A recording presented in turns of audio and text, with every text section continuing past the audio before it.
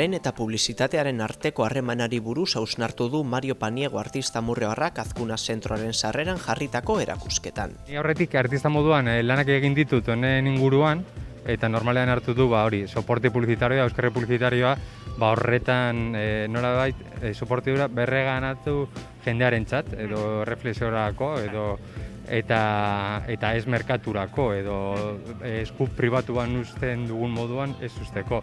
Eta batit bat, gero urteetan zehar ikusi ditut beste artista askoren lanak horretan lan egin dutenak, eta hau da hoien bilduma gehi hiru munduan ni ezagutzen ditu, ez dakit gehiago dauden, hiriburu non egin dutena izan da publizitate guztiz kendu edo asko murriztu, eta dira Sao Paulo, Grenoble eta Brosa.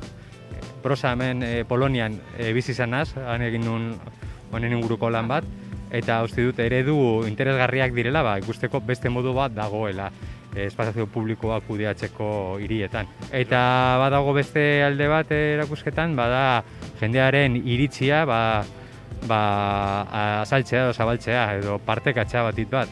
Horietan dago banderola batzuetan, ateratzen dira jendeak egindako galderak gai honen inguruan eta baita baieztapenak. Erakustan sartzeko bide ezberdinak. Ez da gauza lineala, baizik eta badira kontenido ezberdinak eta kontenido berdinetara sartzeko bide ezberdinak bebai, pantailetan eta azkenean publizitateen estrategiak erabiliz, publizitatea kolokan jarri. Gonbidatu nahi nuke jendea etortzera erakusketara eta parte hartzera badago Google Forms bat irekia guztiok gure iritzia zabaltzeko, konpartitzeko. Interesgarria iruditzen zait besteen galderak irakurtzea, galdera hobea egiteko. Ni ez dut espazio publikoa guztiona dela, eta badugu zer esan, behintzat.